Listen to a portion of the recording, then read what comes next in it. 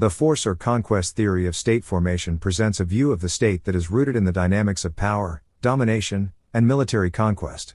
This theory suggests that states arise not out of a social contract, mutual agreement, or evolutionary processes, but through forceful domination by one group over another. It is a theory that emphasizes the role of coercion, warfare, and violence in the establishment and maintenance of political authority. Overview of the conquest theory. The force or conquest theory posits that the state originates when one group of people imposes its will on another, typically through military conquest. In this view, the state is not a voluntary association formed for mutual benefit, as social contract theorists like Hobbes or Locke might argue. Rather, the state is a mechanism of domination, where the ruling class, often a conquering or militarily superior group, imposes its control over a subject population.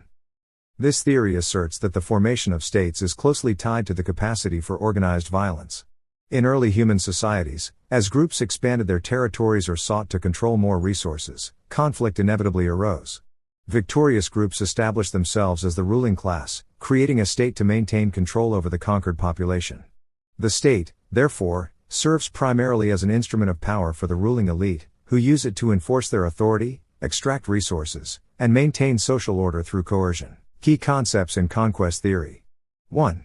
Warfare and military domination. The central tenet of conquest theory is that the state is born out of conflict. Warfare is seen as a primary driver of state formation, with the victors establishing political control over the vanquished. This control is often maintained through a standing army or other forms of organized violence, ensuring that the subject population remains subdued. 2. Subjugation and exploitation. Once established, the state is used by the ruling class to exploit the resources and labor of the conquered population. The state becomes a tool for extracting tribute, taxes, or labor, with the ruling class benefiting at the expense of the subjugated people. This exploitation is justified by the ruling class as necessary for maintaining order and protecting the state from external threats. 3.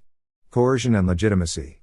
Conquest theory argues that the legitimacy of the state is derived not from the consent of the governed, but from the ability of the ruling class to maintain control through force. Over time, this coercive power is often institutionalized, with laws, institutions, and ideologies being developed to justify and legitimize the authority of the state. 4. Centralization of power. The state, according to this theory, is characterized by the centralization of power in the hands of a ruling elite. This centralization is necessary to maintain control over a potentially restive population and to coordinate the resources needed for defense and administration. The state, therefore, often emerges as a hierarchical and centralized entity, with power concentrated in the hands of a few. Historical examples of conquest theory in practice. Throughout history, many states have been formed through processes that align with the principles of conquest theory.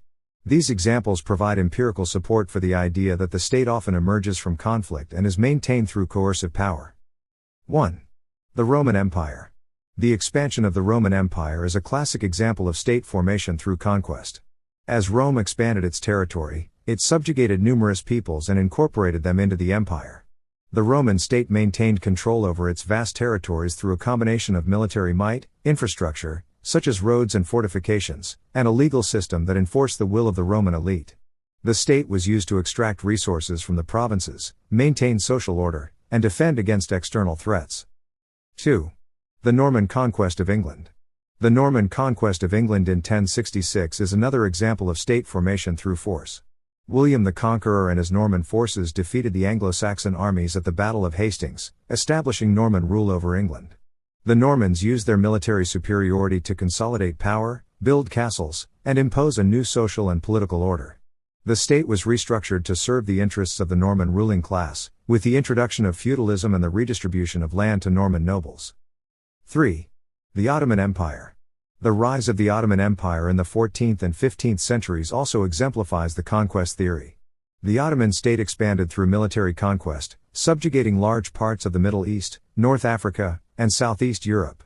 The Ottomans established a centralized state with a strong military and administrative apparatus, using force to maintain control over their diverse and often restive subjects. The state was instrumental in extracting resources, such as taxes and manpower, to support the empire's expansion and defense. 4. Colonial states. The establishment of colonial states by European powers in Africa, Asia, and the Americas during the 16th to 19th centuries is a more recent example of state formation through conquest. European colonizers used military force to subdue indigenous populations and establish colonial administrations that served the interests of the colonial powers. The colonial state was used to extract resources, suppress resistance, and maintain order, often through brutal and coercive means. Critiques of the conquest theory.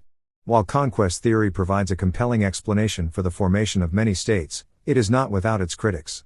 Several key criticisms have been raised against this theory. 1. Overemphasis on violence and coercion. One of the primary critiques of conquest theory is that it overemphasizes the role of violence and coercion in state formation. Critics argue that the theory neglects other factors that contribute to the creation of states, such as economic cooperation, trade, and cultural integration. States may also emerge through more peaceful means, such as the voluntary unification of tribes or the gradual centralization of power within a community. 2. Lack of consideration for legitimacy and consent. Another critique is that conquest theory downplays the importance of legitimacy and consent in the formation and maintenance of states. While coercion may be a factor in state formation, successful states often rely on a combination of coercion and consent to maintain stability. The development of legal systems, religious institutions, and cultural practices that legitimize the authority of the state is crucial for its long-term survival. 3. Determinism and reductionism. Some scholars criticize conquest theory for being overly deterministic and reductionist. The theory suggests that the emergence of the state is an inevitable outcome of conflict and conquest, reducing complex social and political processes to a single cause. Critics argue that state formation is a multifaceted process influenced by a wide range of factors, including geography, economics, culture, and individual agency. 4. Historical and cultural variability. Conquest theory is also critiqued for its lack of attention to historical and cultural variability. Not all states have been formed through conquest, and the pathways to state formation can vary significantly depending on historical and cultural contexts. For example, the development of city-states in ancient Greece or the formation of the early Chinese states involved complex interactions between warfare, trade, religion, and diplomacy. The conquest theory of state formation offers a powerful lens through which to view the creation of states, particularly in contexts where military conquest, domination, and coercion are prominent. This theory highlights the role of power, violence, and exploitation in the establishment of political authority and the centralization of state power. However, while the conquest theory provides valuable insights into the origins of many states, it is not a comprehensive explanation. State formation is a complex and multifaceted process that involves a variety of factors, including economic, cultural, and social dynamics.